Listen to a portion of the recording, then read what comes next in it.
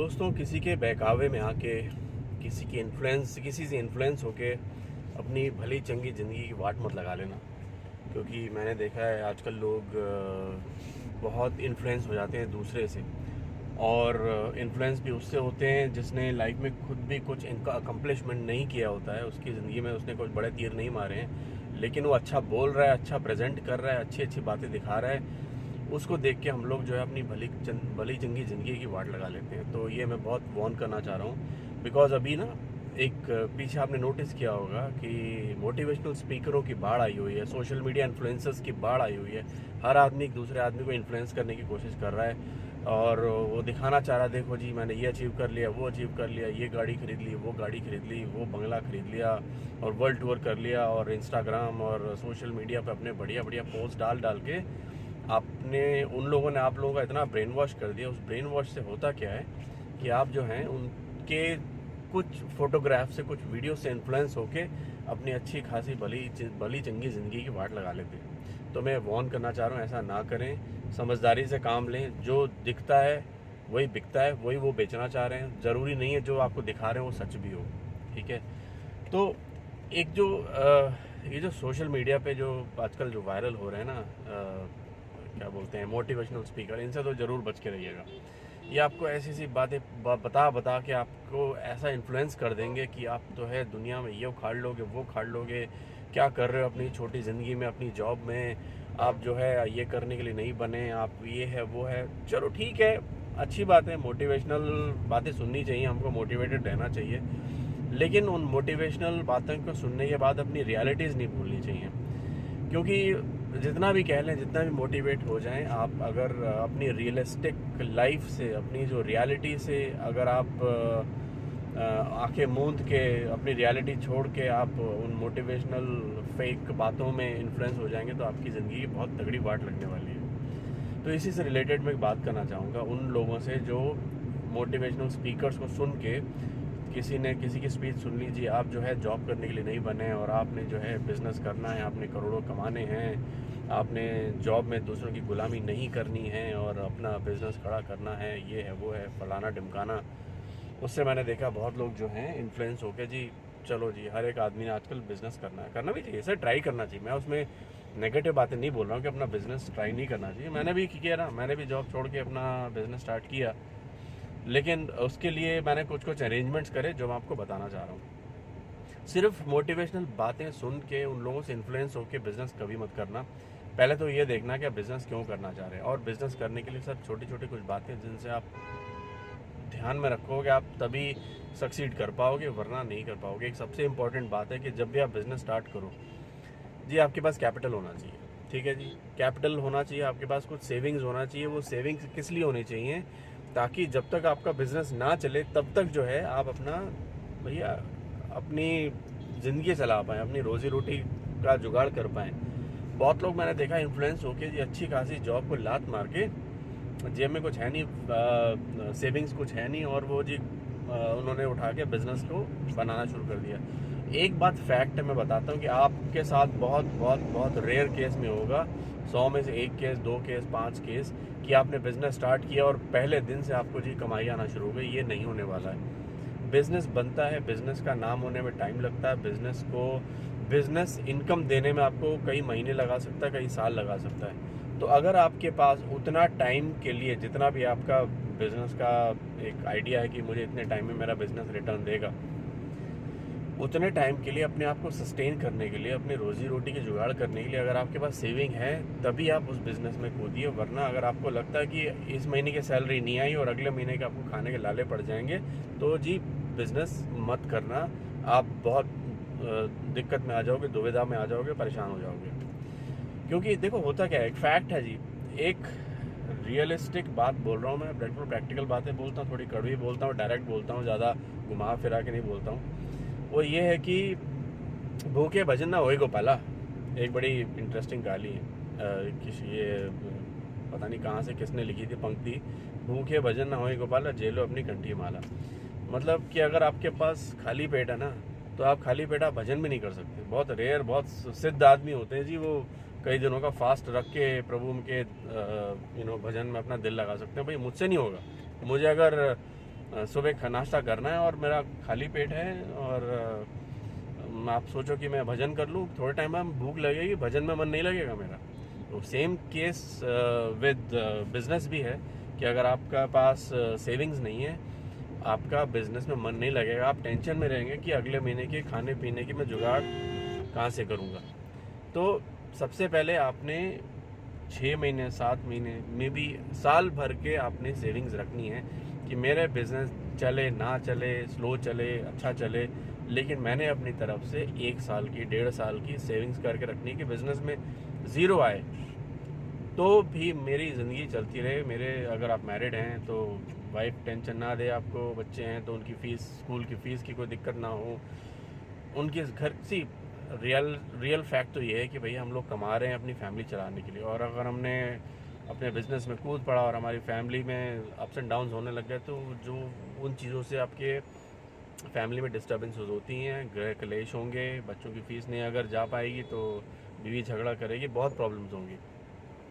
तो आपने अगर सुना होगा, अगर आप सर्विसेज में हैं, सर्विसेज वाले बिजनेस में हो सकता है थोड़ी जल्दी आपको इनकम आना शुरू हो जाए, हो सकता है कल ही आना शुरू हो जाए। मैं नेगेटिव बातें नहीं कर रहा, मैं पॉजिटिव बातें भी करता हूँ कि हो सकता है आज आप खोलें और जी 1 महीने के अंदर अंदर आपको बढ़िया क्लाइंट्स मिल गए और आपकी मस्त इनकम चल रही है, तो जी बल्ले बल्ले है।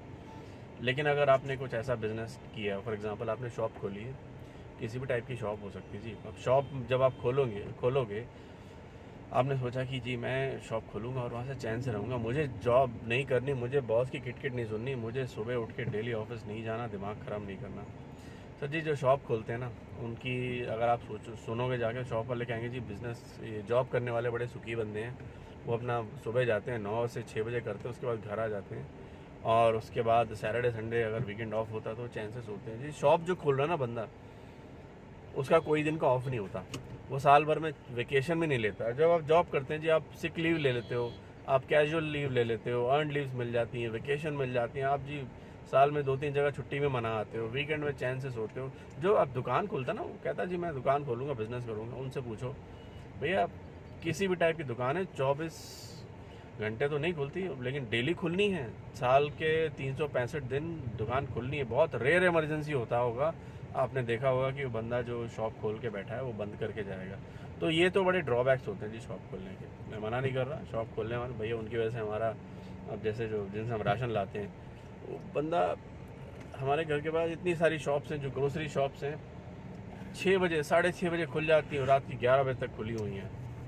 इतनी टफ जॉब होती है, ठीक है जी। तो जॉब करने के लिए एक तो टाइमिंग, आपको बिज़नेस करने के लिए इतना टाइम स्पेंड करना है आपको। एज अ बिज़नेस ओनर आपके ऊपर सारी जिम्मेदारी है जी, A to Z आपने सारा करना। जब आप स्टार्ट करते हो, आप सोचो कि बिज़नेस करके आपको चैन से नींद आ जाएगी, वो नहीं आएगी, टेंशन ज़्यादा रहेगी। अपना एक्सपीरियंस बता रहा हूँ। उसके बाद अगर शॉप खोलते हैं जी, उसमें बहुत पैसा लगता है। आपने रेंट पे लोगे, उसके डिपॉजिट दोगे, फिर उसके बाद शॉप को भैया थोड़ा तो इंटीरियर कराओगे ना। जो शॉप मिलती है को एक बेयर शेल मिलती है, खोखला सा एक वो डब्बा पकड़ा देंगे, ये रही शॉप, अब इसमें आप जैसा मॉडिफिकेशन कराओ। तो शॉप को मॉडिफिकेशन कराने से पहले आपको इंटीरियर्स वगैरह कराने पड़ेंगे, फिर उसके बाद सामान भरना पड़ेगा। तो पता लगा जी आपने शॉप खोलने के लिए आपने 50-60 लाख रुपए लगा लिए। अब 50-60 लाख रुपए आपने लगा दिए, फॉर एग्जांपल ये आपकी सेविंग थी।